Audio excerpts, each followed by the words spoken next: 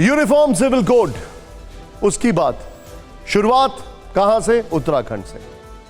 आप जानना चाहते होंगे कि उत्तराखंड यूसीसी का जो ड्राफ्ट रिपोर्ट है, अभी ये रिपोर्ट सार्वजनिक नहीं हुई है, लेकिन टीवी 9 भारतवर्ष के पास रिपोर्ट में दी गई कुछ एक्सक्लूसिव जानकारी है।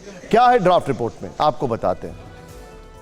ध्यान दीजिएगा, क्योंकि लोगों के मन में बहुत संशय है और सबसे बड़ी दिक्कत यह है कि हर कम्युनिटी को यह बताया जाना जरूरी है कि आखिर क्या होता है। यूनिफॉर्म सिविल कोड का मतलब यह नहीं है कि एक यूनिफॉर्म पहन के निकलना है, नहीं। ऐसे मिथक जो है उसको तोड़िए। अब देखिए इस रिपोर्ट में क्या है।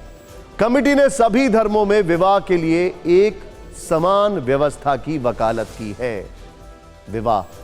विवाह की संख्या निर्धारित यानी सिर्फ एक हो, यानी पर्सनल लॉ के तहत बहु विवाह पर रोक लगे। सभी धर्मों की लड़कियों के विवाह की न्यूनतम उम्र 18 साल हो। मुस्लिम पर्सनल लॉ में कम उम्र में लड़कियों की शादी का प्रावधान है।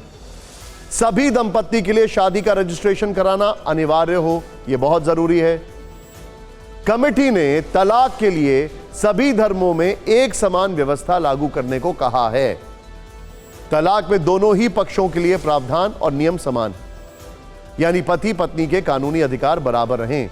कानूनी अधिकार मुस्लिम पर्सनल लॉ के तहत तलाक प्रतिबंधित किए जाएं। विवाहित महिला के भरण पोषण और दूसरे अधिकार समान हो। उत्तराधिकार की बात करें तो कमेटी ने कहा है कि सभी धर्मों की बेटियां माता पिता की संपत्ति में समान रूप से उत्तराधिकारी हों। पति की मृत्यु होने पर विधवा पत्नी का संपत्ति पर अधिकार हो। मुस्लिम धर्म में महिलाओं का संपत्ति पर हक नहीं होता है। अगर घर में कोई बेटा नहीं है तो चाचा को चली जाती हैं। कमेटी ने सभी धर्मों की महिलाओं के लिए गोद लेने की प्रक्रिया एक जैसी रखने को कहा है।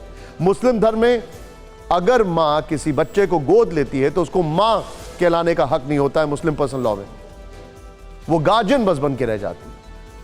सोचिए, उत्तराखंड में यूसीसी ड्राफ्ट की ये सिफारिशें राष्ट्रीय स्तर पर यूसीसी का आधार बन सकती हैं। उत्तराखंड में यूसीसी ड्राफ्ट कमेटी की प्रमुख रिटायर्ड जस्टिस रंजना प्रसाद देसाई ने क्या कहा, आपको दिखाते हैं। हमने सब कुछ देखा है, जो प्रिवेलेंट पर्सनल लॉ है वो सब स्टडी करके हमने हमारा ड्राफ्ट बनाया है। इसमें चर्चा हुई है और सब कुछ हमने कंसिडर किया है and it will be good for everybody. सबके हित का होगा ये। तो अभी आपकी वेट बहुत थोड़ी है, just a few, I don't know, just wait for a while, that's all. आपके हाथ में आएगा। एक बड़ी खूबसूरत लाइन इन्होंने कही, वो मैं आपको जरा पढ़ के सुनाता हूं।